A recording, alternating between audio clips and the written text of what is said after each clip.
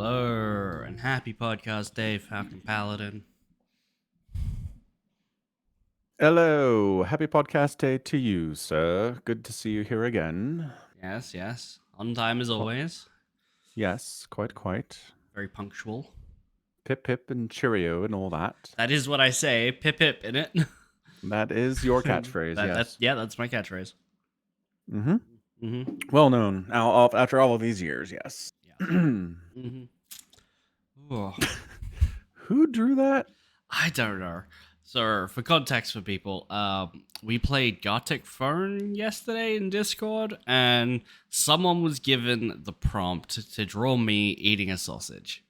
And they drew Harry Potter. Victory sausage. A victory sausage. I don't know what a victory sausage is. We have democracy sausages here. Oh, crap. I got that wrong. Sorry. Yeah. And they drew Harry Potter smoking a crap pipe saying pip pip in it. That was Pesmage. Pesmage apparently thinks that Australians and British people are the same thing. Well, we'll have to make note of that for later. Yeah. We'll have to dissuade him of that opinion. Yeah. Here, I'll say it now. Why do you think Aussies and Brits are the same thing?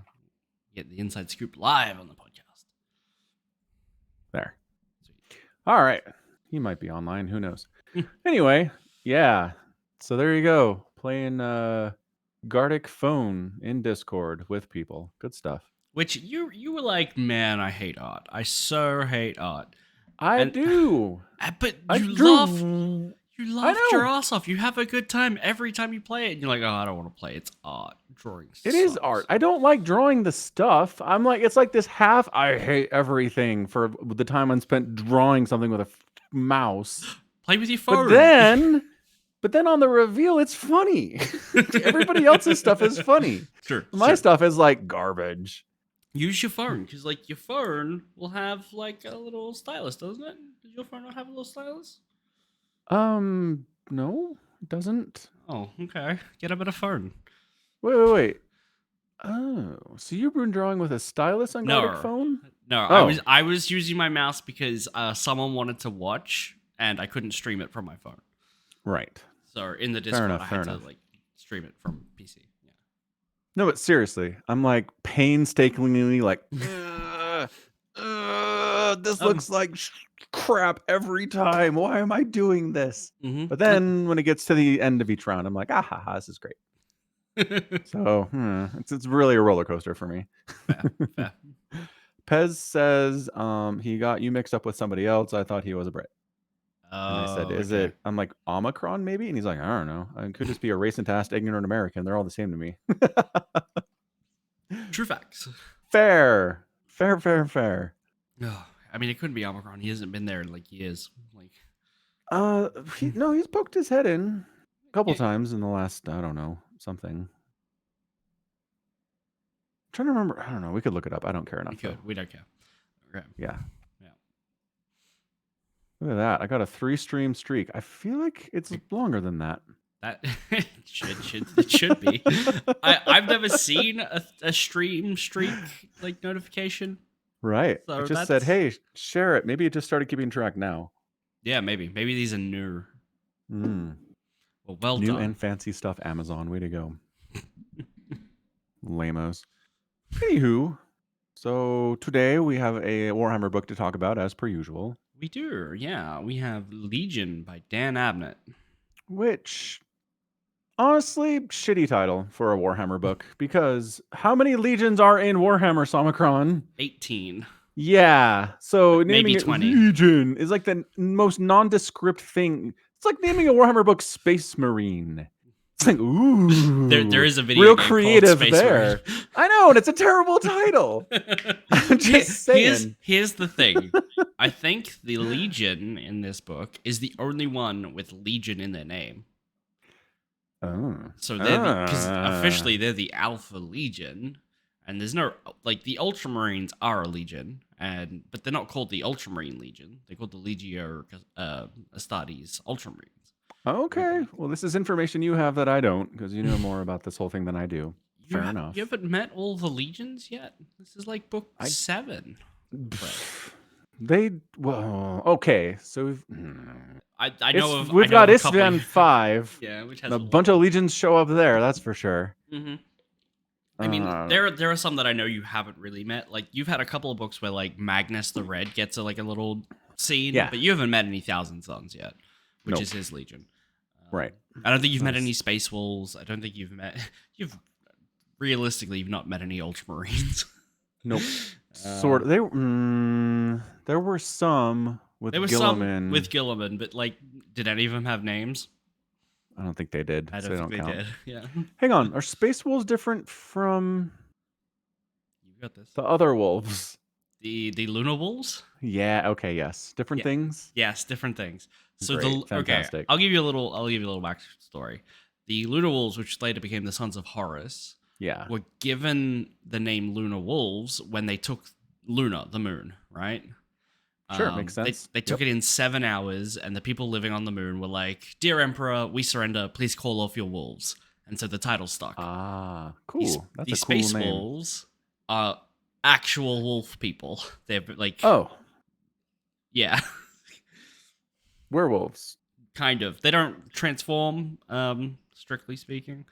But they have hybrids. Yeah, they have like big fangs, and everything is epic Viking sagas and stuff like that, you know?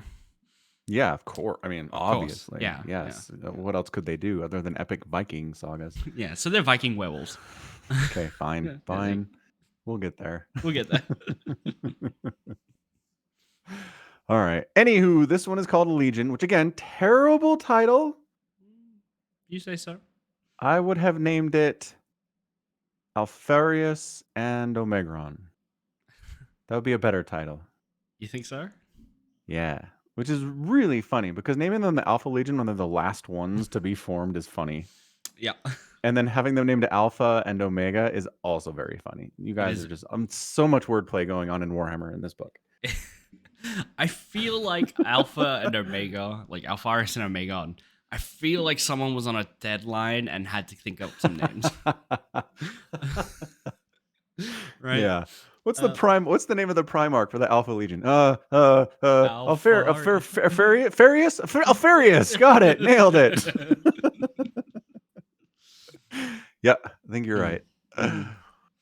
Anyway, yeah, we were talking about this a little bit earlier, and just overall, I really enjoyed this book. This has a little bit of a heavier lean towards like mortals, the people, as point of view characters, right? With varying, I said this earlier too, but varying degrees of mortality with these characters, right. But yeah, I really enjoyed John Grammaticus. I really, honestly enjoyed everything I got with the hets, the two hets that we spend a ton of time with. Bronzy and Sonica. Yes, Sonica and Bronzy are just, man, I love those dudes. They good. Yeah, I was looking, as what I always do, as I look at the Lexicanum page for the book after I read it. There are, would you like to guess how many Space Marines there are in this book? Like 2? Including Alfarius and Omegon, there's 6. Yeah. So like 4. Yeah, 4 actual Space Marines who all at one point or another call themselves Alfarius. Right. And it's like their favorite inside joke of all time. Every time they do it, after they leave, they're like, tee hee hee hee, we got him again. This is the best. No, that's great, yeah. See, that's fun too. It humanizes them so much. I mean, we get humanizing moments from Space Marines in other books, but like these dudes especially are just like, tee, we're so clever. Right. You can't tell if they're like so overly complex that they just can't function any other way, or if they're doing it because they think it's fun. Yeah. It sure seems like they get sheer delight out of this little masquerade that they play everywhere they go. Right. There's even a bit where I think it's like Ingo Peck is talking to Herzog. He's like, "Oh, you're going to enjoy playing the role of Primarch tonight at the banquet or whatever." Yeah. They're getting chuckles out of it. I mean, look, you're military men. You got to find your entertainment where you can. And sure, this works for me. I'm down with it. Yeah. So there's just a lot of, it's just a lot of humor, a lot of people having a good time. A lot of people having a bad time as well. Yes, but not nearly as much just sheer depressing horribleness as the average Warhammer book that I've read. I think this is on the upper end of less horrible awfulness. Nobody gets souped. Right. You're For right. example. Nobody gets souped. Yeah. I think probably the worst thing is like right at the end where Alpharius and Amegon and oh god, the Psyker who they all see the Acuity and the Psyker's head explodes. He just like Yeah. falls to the ground dead. And then they're like, okay, we're just gonna teleport out of here. Immediately open fire on our own troops. Right. I need to ask you about this. Okay. What is going on? Because like there's this whole like storyline that kind of comes in late where in the Imperial Army, the Master of the Fleet, this guy Yeah. Jean von Onger. Yeah, he's the Master of Fleet, but Tang Namanjira is the Lord Commander. So Yes. he's above So him. basically, these guys are like, the Space Marines are committing heresy. They're rebelling against the Imperium. We must tell the Emperor and send a message to Terra. And I'm like, what? What information are you running on right now exactly? So his entire information is based on the fact that they don't want to include them in their little tea party with the Cabal. Right. And he's like, dude, chill. He's like, these Space Marines are they are pledged to me. Like, this is my expeditionary fleet. There's the entire scene there where he's like, we pledged to like win this war for you. So in his mind, he outranks the authority of the Space Marines here, even though there's a goddamn Primarch here. Right. Like, who has been filling this man's head with nonsense? That is not how this works. Literally every piece of Imperial broadcast media he's ever seen. Fair enough. Right? Yeah, fine. He's a Lord Commander. He's in charge of his own expeditionary fleet. Most expeditionary fleets are run by the Primarchs or then Space Marine commanders. So this is one that's just run by people. So he, relatively speaking, is quite a high-ranking dude in the Imperial military. Right. And so basically the Space Marines cut him out. He finds out that they've been like manipulating him this entire time. Yeah, like because it's the Alpha Legion. They do this in their sleep. Yes. That is so apropos. You have no idea. Like, all right.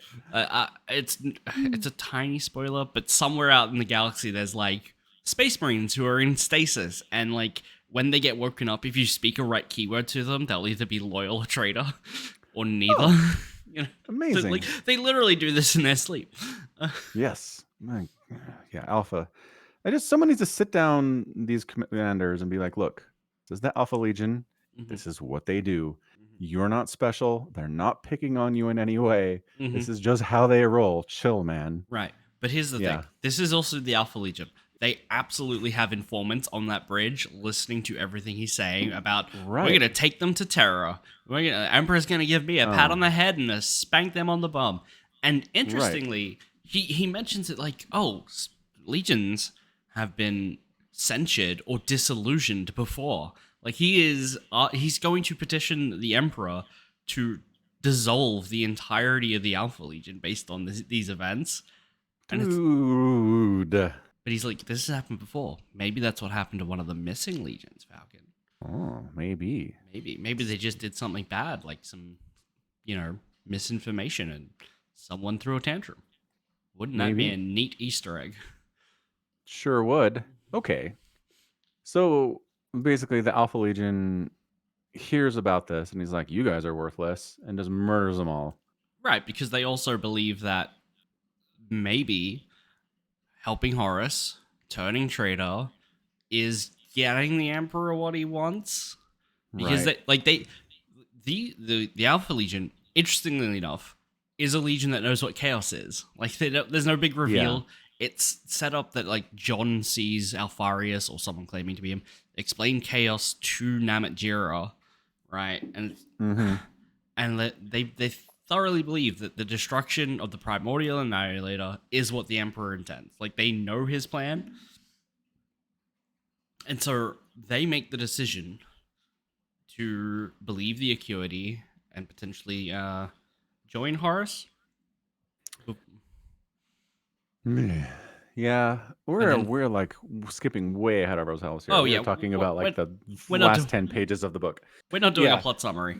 no, No, not at all. because also the plot's really small. It's like uh they like John in gets into this city. The city's like chaos people. They find out he's there. They leave, right? Because he gets kidnapped by some space marines. And then he sneaks around their camp, kills a Lucifer Black, and then the chaos people try to use a black box to kill everyone, and then they leave. Right? Like that's basically everything that happens. Yeah, John Grammaticus is working for this cabal, which include Eldar, who are trying to Mm-hmm. forestall chaos as much as they can in whatever way they can. Mm-hmm. Mm-hmm. Which I mean, here we have. Okay, so actually, what I want to ask you about this is if, because like you've read the Drop Site Massacre at Ispan 5, right? Like you, Like yeah, 8 times, it feels like. Uh-huh. only like twice. You've read, I think, the Istan 3 Supening like 5 times, I think. Yeah, Sure. sure. But you knew the Alpha Legion were there, so you already knew Alpha Legion fall to chaos. I did. If you hadn't known that and you read this story, you'd be like, oh, here's another story about a legion getting a vision from the Eldar or something about the Yeah. Horus Heresy coming and how we need to really work to stop it. Would you Yeah. then be like, how big of a twist and a surprise would that be to be like, no, no, no, these Xenos aren't trying to get you to stop the Horus Heresy. They're trying to get you to win the Horus Heresy. Right, but it's too late. That's the thing. John Grammatics goes, it's too late. Horus has already fallen to heresy. Trying to stop this is impossible. Let's mitigate it now. Well, it's not. It's not No? mitigate. It's win, right? Like, because here's the thing, right? If the Alpha Legion weren't on Chaos' side, like one Legion could tip the balance heavily in like this conflict. Yeah. No. I'm just saying it changes the math, right? Mm-hmm. If the Eldar get to a Primarch and try to warn Mm-hmm. them about this thing before Horus Mm-hmm. falls, Mm-hmm. then maybe there's something you can do Right. to stop it from happening at all. I mean, maybe, but um, the Eldrad tried to get to Fulgrim, and he already had the lair braid. And he's like, "Oh no, they're corrupted already." But the Cabal, we're told that they've been working on this for thousands of years, essentially. Yes. They couldn't have gotten to anyone any sooner than Ah. 6 months before the heresy. What are you asking me for? I haven't read all these books. But it's a good point though. Yeah. Right. Yeah, Because they've seen this coming forever. right. Because I think the one thing that they don't explicitly say, yes, Duddles, Warhammer, well done. Gold star, 10 points. One thing they don't say is that this Xenos race is, while they want chaos to be like mostly annihilated, and that's what they suspect Horus winning the heresy will do, what they're also saying is we want humanity to be in a position to not rule the galaxy. So Right. even if they wanted to, at the very start, like really influence people to be loyal to the Emperor, they still don't want him to win. Right. Like they don't want him to have an outright victory, you know? Yeah. Where Because Horus just gets stabbed immediately, you know, or doesn't come out of the temple on 6319 or whatever. yeah. Because in a lot of science fiction, humanity is seen as a virus, effectively, like they say in the Matrix, right? Yeah, kind Agent of. Smith says humanity is a virus. Every other species on Earth seeks to find balance in its ecosystem, but Right. not people. People spread and spread and destroy and spread and spread, and that's what they're talking about humanity on a galaxy-wide scale Mm-hmm. here. Like every time you talk to the Eldar about this. The Eldar literally call humanity monkey, which that's their word for the humanity, which is great. Monkey. Monkey. That is funny. That's great. Yeah. So, right. You're in this tough position where you're like chaos is real bad. Mm-hmm. But this human virophage is also real bad. Right. What we live in terrible, interesting times. Mm-hmm. Yeah. Yeah. Right. So then the choice that's presented to Alfarius and Omegon Mm-hmm. is one, you stop Horus, the Emperor wins. Mm-hmm. but But chaos gets 10 to 20,000 years of basically eternal war is what we're presented with, is like the idea that like chaos will be here to do its thing for shitloads of more time. Countless other Xenos races will go extinct, right? Like the universe, right. the galaxy will just be bathed in blood for the rest of time, essentially, is what we're told. It's a lot of genocide. Yeah. So then option B is that the Horus heresy succeeds, the Imperium falls, Mm-hmm. and at the end of this, Horus feels so guilty about this Mm-hmm. that he just starts murdering everyone wholesale, including the Primarchs who have allied with him during the Horus heresy. Yes, which would kill so many humans that it would effectively starve the chaos powers that be. Right, It, because for some reason, humanity is a power source for chaos. well, yeah. It's So food. that like all souls are a power source. Like we already know that the Eldar murder fucked their way into Slanesh, right? That's right. They did give birth to Slanesh. But Yes. that's also where most of the Eldar went. Like they all died and became Slanesh, right? Like Right. there's a huge apocalyptic thing for them. And so humanity is the largest living species in the galaxy at the moment. They have. It's unclear whether or not you're supposed to just think that humanity's souls have a bigger effect just by sheer weight of numbers because they're the most dominant species, or if it's just like that because, well, we're humans and you have to write to a human audience and making us special is easy. Yeah, or the other alternative, you just make humans more susceptible to the promises and the lies of Well, chaos, right? yeah, sure. There is that, but even there are a lot of things in Warhammer that are just like, why is this human focused? There's a demon that was born of the first human murder, but it's referred to as the first murder, right? Like it's not explicitly the first Xenos murder either. It's just like the first murder. Here's the demon that came from it. It was a human murder. Right. Right. Yeah, because you're writing for a human audience, like you said. Yeah. So it's probably a bit of both. Anywho. It's probably a bit of both. Yeah. Anyway. So I don't know. I guess I just found it a little bit abrupt that the Alfarius and Omegon get presented with this choice Mm-hmm. and then make a decision without really saying it out loud to each other that we get to see, right? Right. I think It's just abrupt is all. I was like, it's oh, they made their choice. it's abrupt. It's super abrupt. But Yeah. like it's kind the Alpha Legion love knowing everything and knowing more than Yes. everyone else. So the fact that they get told that the Imperium is about to split in two, they immediately go, "We need to know what's going on both sides." Right? It doesn't matter which side they're for; they need to be on both. Like they just can't help it. It's what they do. How are they going to do that?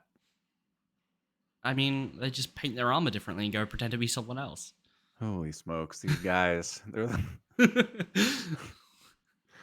They are unique. I can give them that. Yeah. You're not going to forget about Alpha Legion anytime soon. No. No. Yeah, they're fantastic. Mm-hmm. So interestingly enough, on the Lexiconum page, it lists John Grammaticus under Xenos. Yeah. Because he's an altered human agent of the Cabal. So he talks a lot about the first time he died, right? Yeah. Because he's a human psycho and he gets re-sleeved in skin, is what he's like, how he describes it, which is an unsettling phrase to be re-sleeved. Yes. He's a perpetual. Yes. He is a engineered perpetual by the Cabal. Like they gave him immortality, right?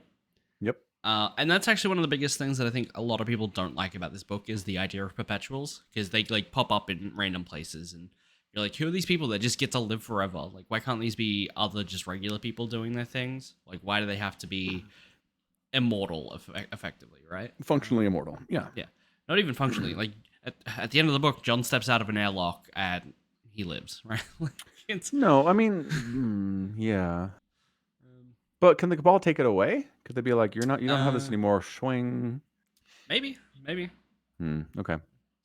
I love too that every time he talks to the Cabal, they're very clear about the fact that they don't like having to have chosen a human for this, but that for some stupid reason, humanity has to be involved in this thing. Right. And Well, so we're just following the prophecies and we hate it. And it's a good bit of characterization. they understandably recognize that if you want to entreat with humans about a human civil war, a human messenger is probably required.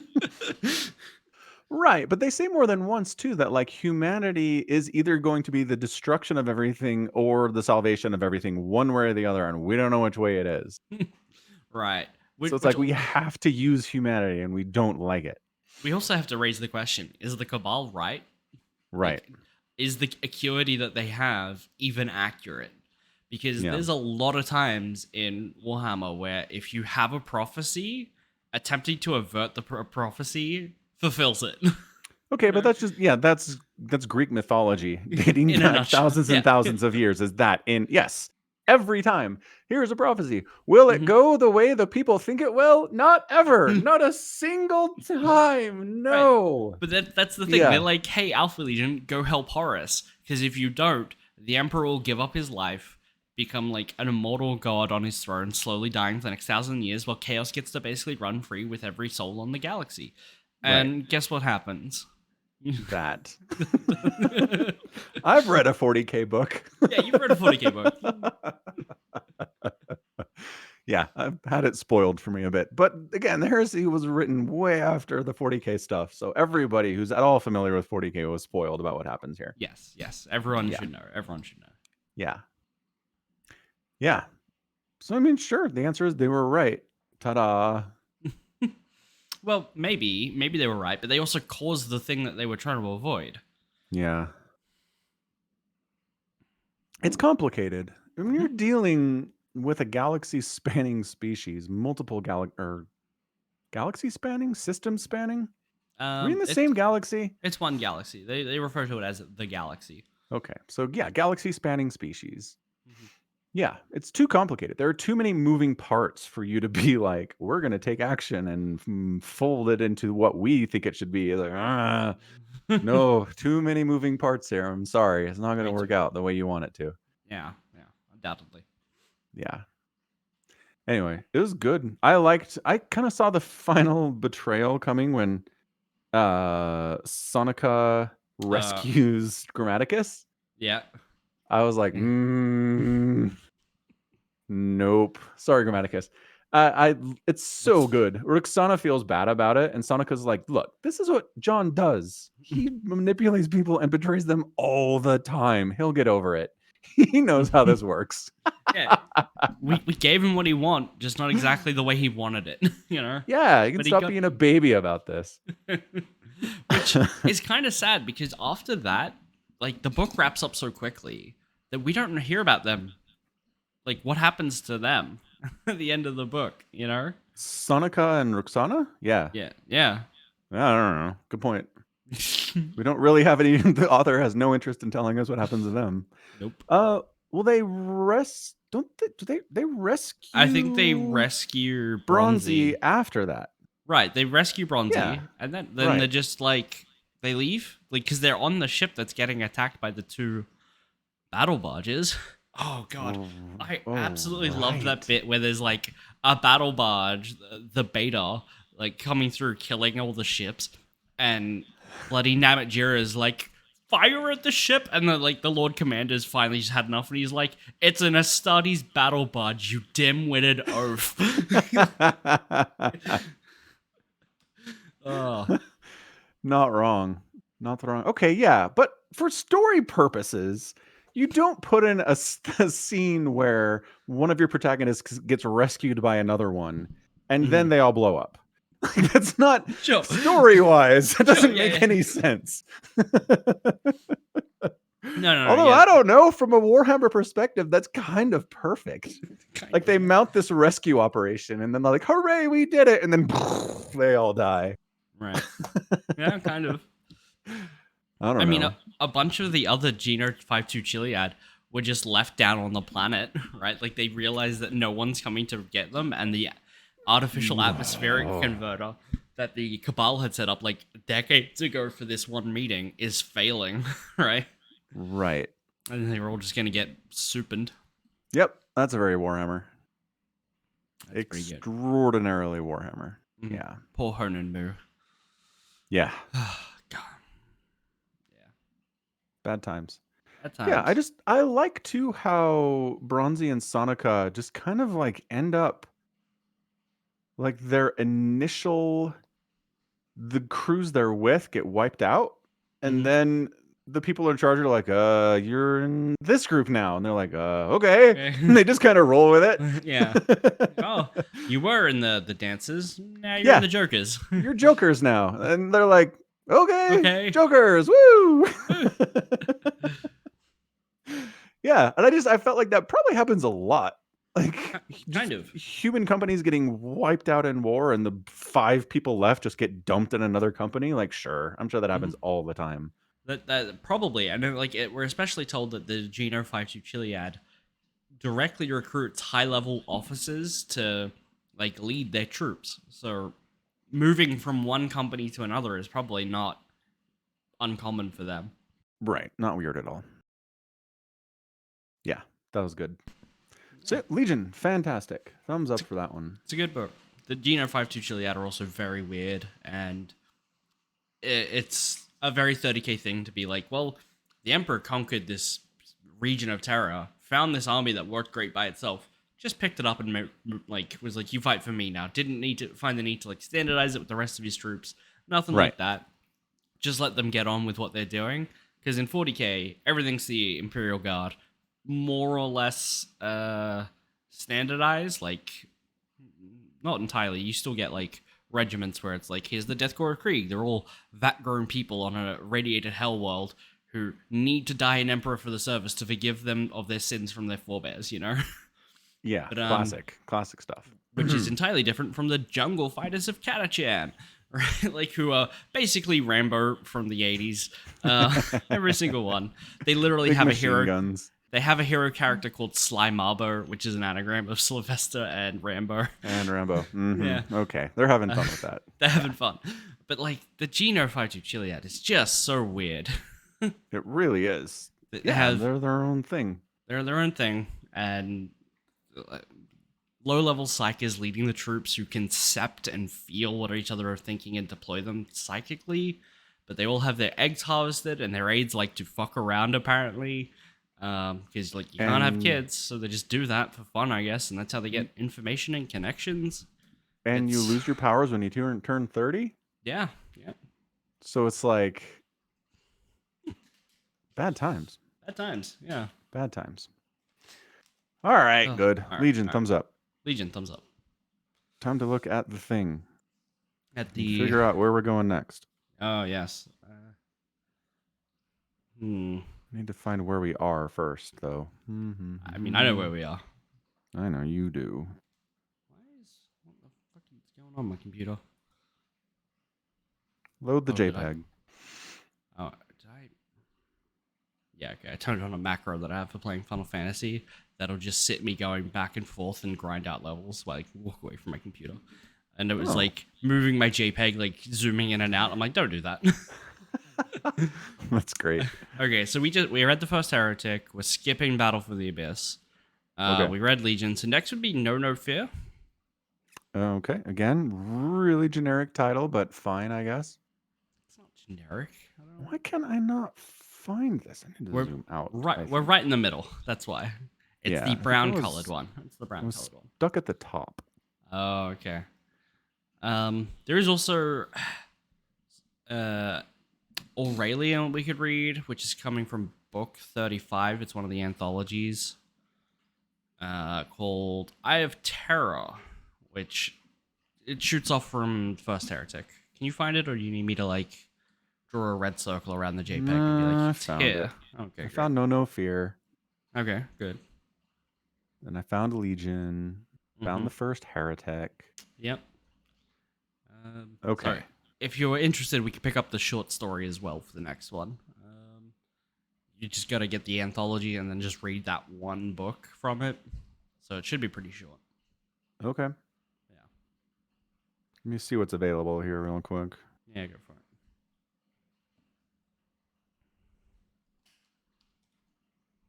Okay, so the options are No Fear, Mm-hmm.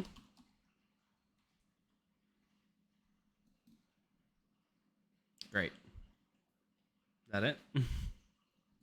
Just gonna see if it's available. Okay.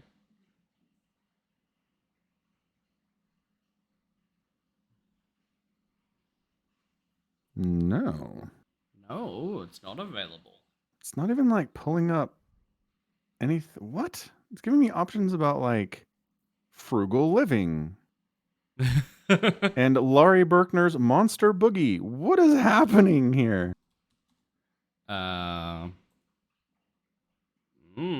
Something's Try wrong with my searching app. for No Fear by Dan Abnett. Ooh, yeah.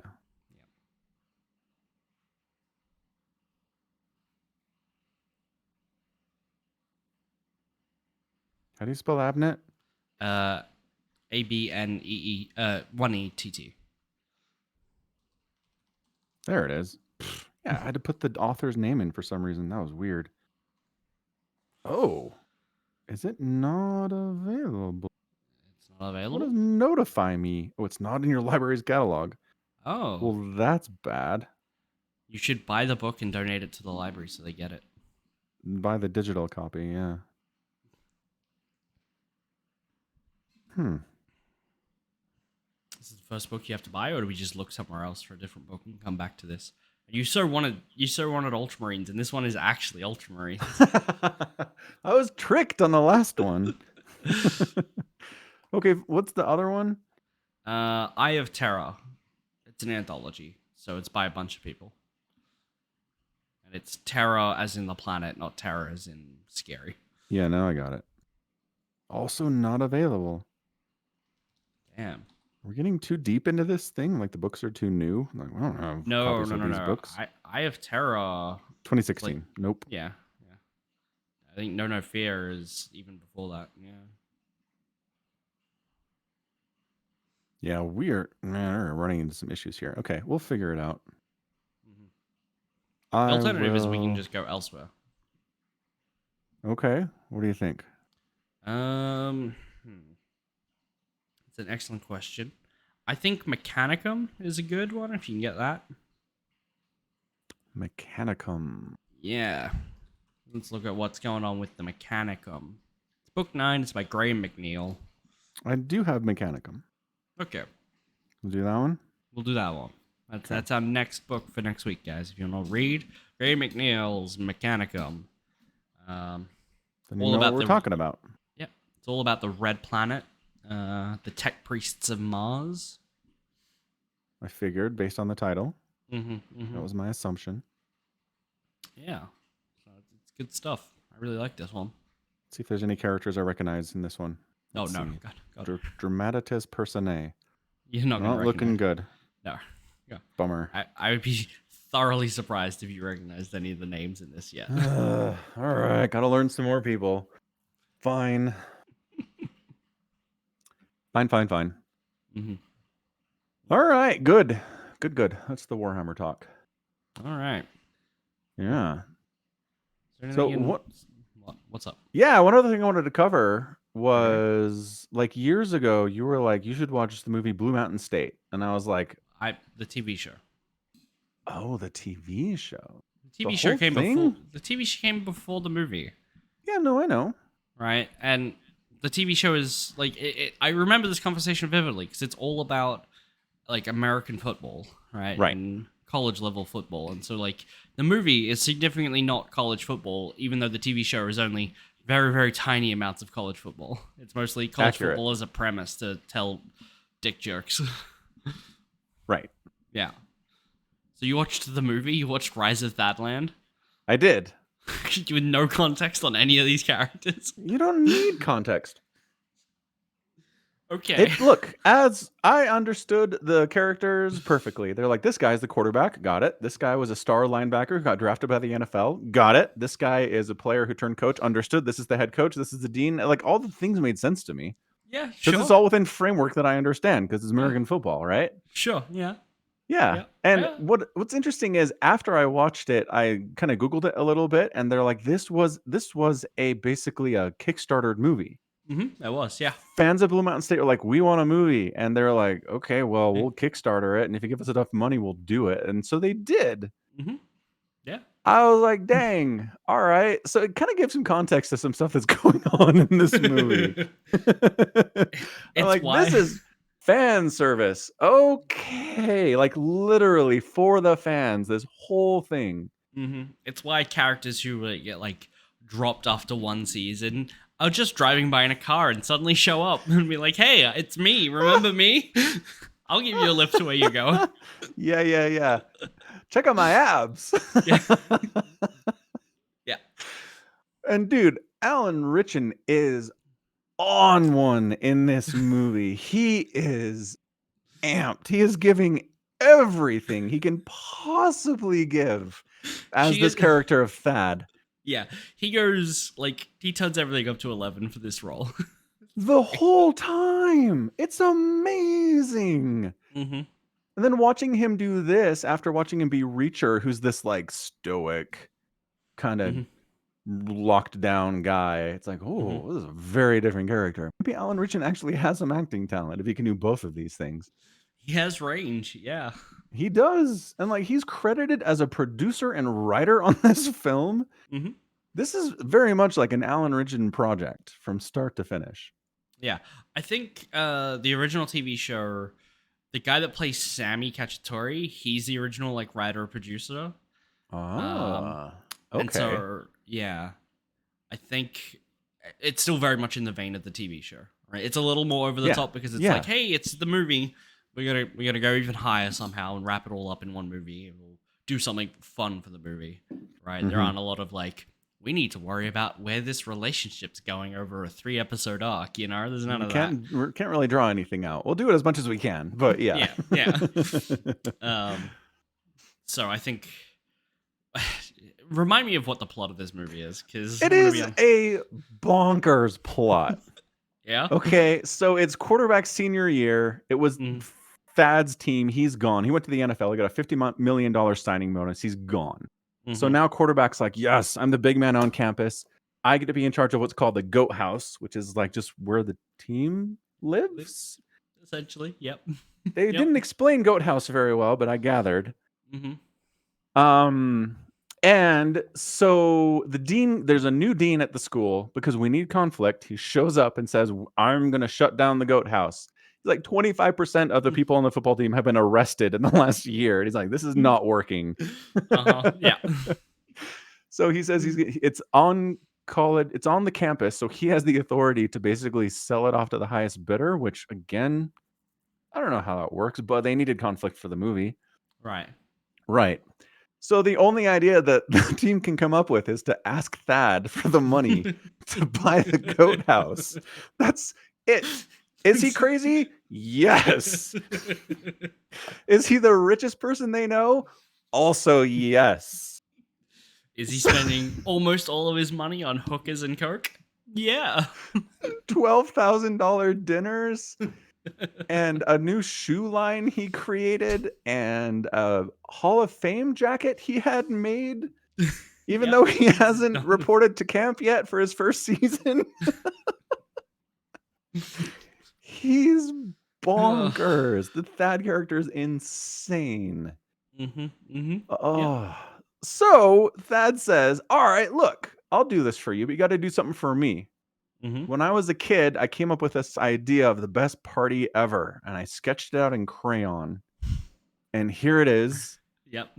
And if you throw this party for me, then I'll buy the goat house for you. So what's funny about this is the Thadland party requires copious amounts of cocaine and other assorted drugs they don't really get into the specifics of. Right. And creating like an amusement park on goat house property. And at some point I was like, they've spent more on this party than it would cost to buy the house. And the longer this goes on, the more money this is costing them. Right. But the movie is not interested in talking about that. The movie only wants to show you the insanity that is going on at Thadland because that's the name of the movie. So I'm on the IMDb page looking at the trivia. Yep. And so the goat house in the movie is not the one from the TV show. And Oh. I in my head, it's like, okay, it's a Kickstarter movie. They just couldn't get the same location for whatever reason, right? Like totally normal filmmaking production reasons. Turns out it was due to the intense amount of nudity and crude material written in the script. The production was banned from the original location. What? What Yeah, does that mean? it means that Who?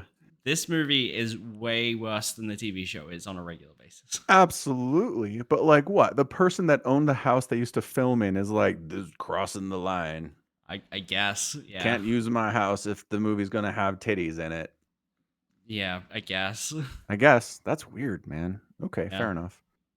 And spoiler alert, at the end of the movie, the goat house blows up. Also So true. Yep. yeah. Yep. Yeah. It's a crazy ride. Just start to finish. Mm-hmm.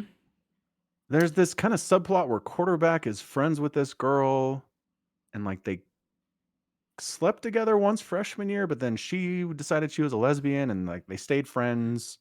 Uh-huh. Yep. But then there's this whole thing where like she's really wanted you the whole time. Mm-hmm. In the TV show, they explain it as like a natural phenomena that Yeah. second year of college, all women just become lesbians. It's what they Right. do. It's not personal to him, and you know, that's just what she did. But now they're like, it's senior year, we're almost done here, and she's like, you could have anyone, but you should have me. Right. I guess. I haven't seen this movie in a while. That's effectively it. Yeah.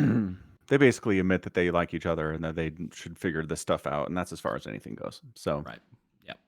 yeah. So, did you like the movie? It's a trip. Like Uh-huh. it does not slow down. It just goes, which I appreciated. Mm-hmm. I mean, there are so many scenes that are just like, who came up with this? From whose mind came this movie? Right. There's a scene where Alan Ritchson is stripped down to his boxers Mm-hmm. on his stomach with his Mm-hmm. legs and hands like tied to each other on behind him Uh-huh. in a room that's lubed up, like plasticed and then lubed. Mm-hmm. And he's being spun around by like 10 beautiful women in bikinis. Mm-hmm. Yep. And they spin him, and when it stops, he tells them to make out or like sniff cocaine off each other's boobs. That's it. That's all That's it. Thad wants. Uh-huh. Like in his heart of hearts, these are the desires of this man. There okay. So like there is an entire episode of the TV show devoted to entirely the fact that the other football teammates steal Thad's fleshlight and all Oh. take turns using it, and the entire team gets syphilis. That's it. That's Yeah. the entire plot of the episode. I can see that. I mean, that's the outcome of that storyline. Yes. Yeah. Yeah, that's fair. And I mean, there's surprisingly kind of like emotional moments. Mhm. Like it's revealed at the end that Thad built a zoo with some of his signing bonus, which included like a tiger and a rhinoceros that he calls a dinosaur because it's big and it has a horn on its face, just like a triceratops does. Not bad logic, to be honest. Not bad Yeah. logic. But he gets gored by the rhinoceros in his leg. And the team that signed him finds out about it and they void his contract. I really wonder how much that was inspired by some like the 2016 presidential elections. Was the guy the tiger cat, like the guy with the tiger? The Tiger King, yeah. Yeah, that guy who's just like, I have my own zoo and the lions aren't ever gonna eat me. You know? Right. It really felt like Thad was that guy for a minute, you know? Certainly did. Yeah. 100%. So he lost all his money. He's been writing checks to everybody, but they're just checks he like ordered online. They're not connected to anything. He's just bought a blank checkbook and has been giving people checks. And the book that he wrote to explain what he wanted from Thadland, he wrote like a week ago. Which is still all in crayon. It's and then he confesses, and I traced the pictures. I didn't even draw them. I forgot about that bit. He's unburdening his soul. Oh my good. gosh, it's good. It's crazy. Mm-hmm. Ugh. So yeah, everyone's all hopped up on drugs. Quarterback ends up in a field like miles away from the goat house, just like face down unconscious. Mm-hmm. He manages to get back, and it's 2 days later. It's Monday. Like they started throwing this party on Friday night, and it's Monday, and it's apparently still going. Thad has somehow managed to create a local TV commercial that's like, "Come down to Thadland." he wrote a hot check, of course. Like he can do whatever he wants. And then when quarterback gets back, it's this horribly depressing place. You know, it's noon on a Monday. People are still staggering around. Right. The mojito pool has a dead guy floating in it. It's amazing. Mm-hmm. Yeah. Yeah. So that's Blue Mountain State, Rise of Thadland. Yeah. Are you gonna go watch the TV show? Whew, I'll give it a shot. Sure. Give it a shot. Yeah. Okay. Yeah. I mean, from what you're telling me, it's not as crazy as the movie is, but I mean, it's not as intensely crazy as the movie. The first episode still has Thad Hayes, the quarterback, making them all like strip naked and put a cookie between their butt and run across the field or whatever. classic. Yeah. And then Thad still eats his cookie at the end anyway, even though he wins. And then like Craig Shiloh, I think, does rabies in an attempt to like win the next challenge and not get hazed, while his girlfriend withholds sex until he's like a champion, but is sleeping with everyone else on the campus. Oh, awesome. Yeah. Yeah. Good stuff. Yeah. It's there's a lot going on. It's very football. Oh, very football. That's what I expect American football to be. Mm-hmm. Just that, nothing else. Pretty much, yeah. Yeah. That's fair. Yeah, anyway, I don't know. It just seemed like everybody who was acting in the film was having a good time. It's very much... Yeah, very much a kickstarted movie from 2016, I guess. Mm-hmm. Yeah. Is the way to characterize it, but... It's good. Yeah. I thoroughly enjoy it. Uh-huh. It's crazy stuff. Very funny. All right. Is that it? We're just doing Blue Mountain and I think Warhammer today? I guess so. Yeah. I don't think there's anything in StarCraft. I saw Reno talking about on Twitter that like he had some banter with another player, and half the SE community was like, "That's not funny." Oh no. Yeah. Did Rainer get canceled? Apparently, yeah. I don't know what's going on. I haven't seen what he did. How do you know about it? Because I saw Reno talk about it. Oh. But like, I don't know what he did. It's so sick how you want more personality and more emotions shown, but the moment that happens, you keep getting personal and attacking the players. In what planet can you call this drama? I want just bantering with a player that I have known for 6 years at this point. Get a grip.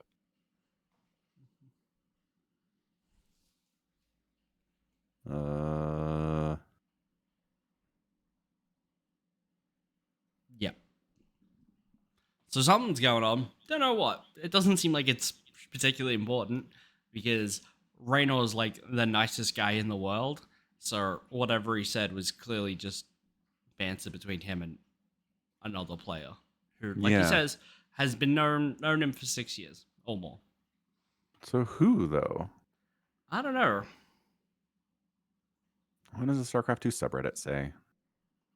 Excellent question. The top post right now is, are there any matchups where Cyril struggles or loses? No. That's the problem. He wins every game all the time. Didn't you know? It's so funny that he cannot win a premiere for like a year, and then he wins Katowice. And like, Cyril's unstoppable. Oh my gosh. In fairness, it was one heck of a run. Yes. Right. Yes. If he dropped a couple more maps, I think maybe people would stop freaking out as much. If he lost a match in like the group stage, people would be freaking out. I know. Yeah. I don't know. Yeah, I can't find out what he's talking about. If you're gonna make a tweet about a thing, Tell us what the thing is. Dang it, Rainer. That Stop would be vague nice. posting. Yeah, I don't know.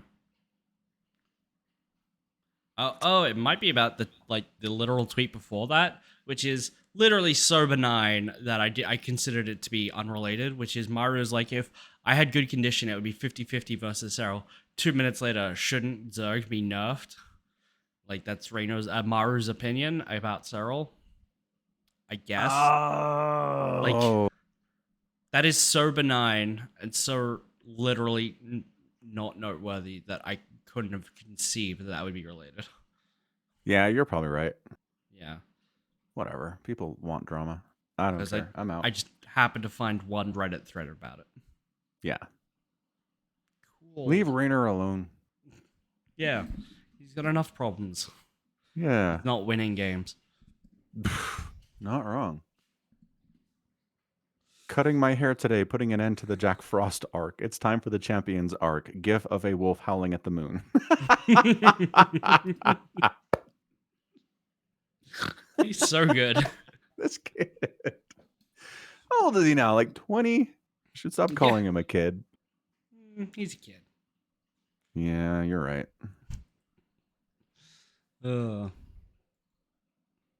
Somebody had the idea. It was a comment on a video of mine that I posted. Like, should Cyril and Rainer just play Protoss in Premier tournaments from now on?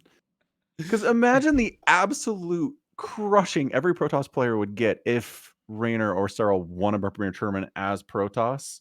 Like, every Protoss player alive would have to like go into hiding because everybody would be nonstop tweeting at them going, just play like Cyril, just play like Rainer. Like, these guys are off racing and they can do this. You know what I mean? Yeah. Well, I mean, Raynor does play Protoss occasionally. Right? Sometimes, right. But never in serious things, right? Never in like super premier things, yeah. But it'd be interesting to see if he like made the full-time switch.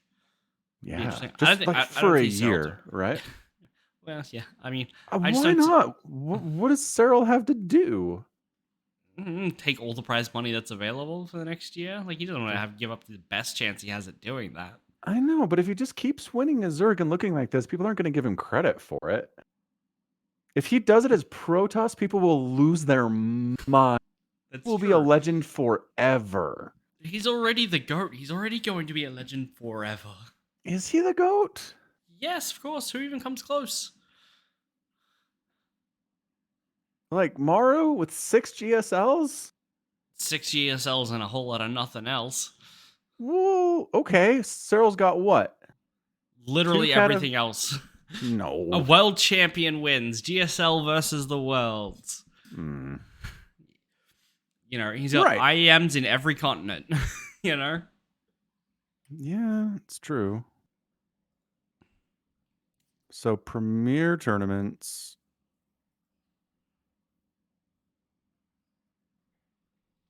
For the last couple years alone, yeah. First place Katowice, first place Masters Coliseum 7, first place, wow, ESL Masters Europe. We got a lot of first places in the last 4 years. Yes. And beyond. So since 2018 in Premier tournaments, he has taken 1, 2, 3, 4, 5, 6, 7, 8, 9, 10, 11, 12, 13, 14, 15, 16, 17, 18, 19, 20. Like 23. 30 first places? Yeah. Since 2018? Fair enough. What does Maru look like? It's an excellent question.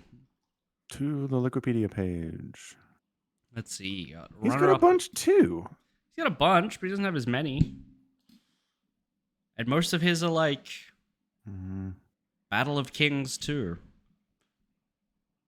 What the heck is Battle of Kings? Exactly, but it's listed as a Premier tournament, so I'm counting it. Let's see. GSL season 2020. You know, yeah, he's got his GSL wins, even though I think the most recent ones are probably a little hard to consider the same standard as they were 4 years ago, you know? Given how he's got like 16 first place wins in Premier tournaments since 2018. Yeah. So yeah, he's been insane. Cyril's just been a lot better. Yeah. All right, fair enough. I don't know. I mean, I think literally everyone considers Cyril to be the GOAT. Yeah. Maru's like up there close second if he's if he's awake, you know. I don't think anyone's disputing that Maru is a close second. Probably. Right. Okay, so I guess my point would be Cyril's the GOAT. Yep. So if he keeps winning, he's the GOAT. Like, there's nothing cool about that, right? But if he wins a Premier Tournament as a Protoss player, that takes him to another level. That's like Flash going random in ASL. Just like, okay, this guy is better than the GOAT. Or it's Michael Jordan going to baseball. Yeah, could be. Could be. Why risk that? Yeah. Well, because nobody cares about Michael Jordan going to baseball. He's still the GOAT. Nobody's like, remember that time he tried to play baseball and he wasn't good? He's not my GOAT. Like, no one cares about that. Right, but or you could just cement your lead even further and win all the prize money doing what you do best. Yeah, I know. But if he just takes 2 years, plays Protoss full time, every tournament, and if it doesn't work out, he goes back to Zerg and everyone's like, remember that time Cyril played Protoss? Whatever. Right, but what if he's so far out of practice playing Zerg, it takes him another year to win anything? You know? That's him giving up 2 years of prize money. Like, he doesn't have that kind of cash lying around. He's gonna have to get a job, but you don't want that. That'll make it even worse. That's a death spiral for a programmer. It's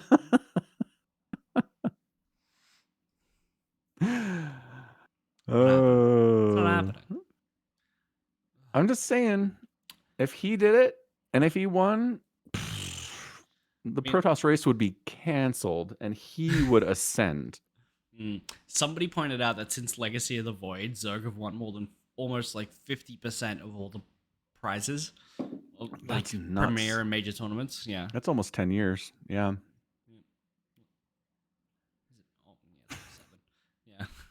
Yeah. Yeah. Again, it's so weird to me because I don't know. Like back when there was way more hype in StarCraft and Heart of the Swarm time, Zergs were struggling. And we looked at this. It was like, yeah, they still won. It just wasn't a lot.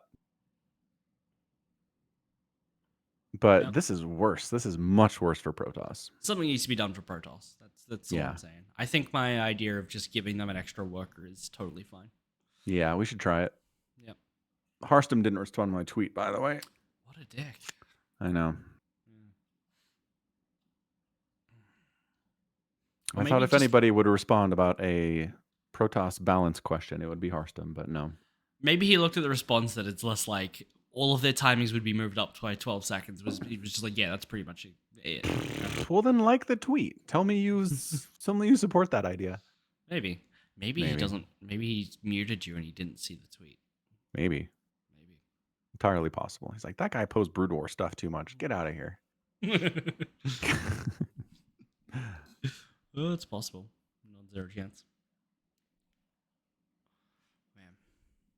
Anywho, all right, good. Cyril can't take a year off to play Protoss because he's about to take some time off to do his military service. Oh, is he? Yeah. When's that? Have they said?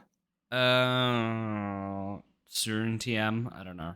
Okay. I don't really remember, but he was saying something about like they have like a program for athletes to continue to kind of compete, but like for the military or something. I don't know. Sure. And he might be able to apply for that.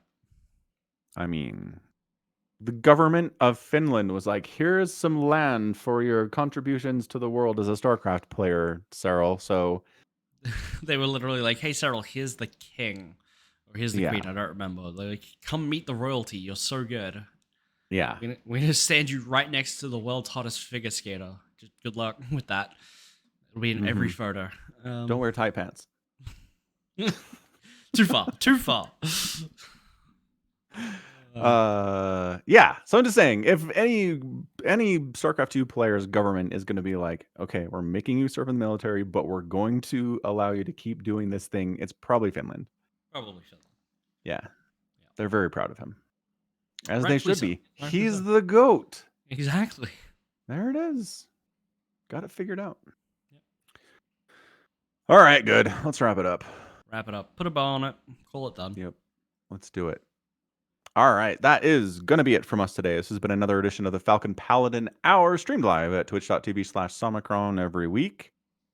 Thanks for being here and hanging out with us. Killer Wolves and Duddles and Doc Key and all sorts of other super cool people. The VODs also go to youtube.com/@Somicron. And if you want to support the podcast, you can at falconpaladin.store by buying merch and also by supporting it through patreon.com/Somicron. Sure. All good places. So head to those places if you want to support us. We'll be back next week with more What's Up Bovine Slime. And until then, you take care of yourselves.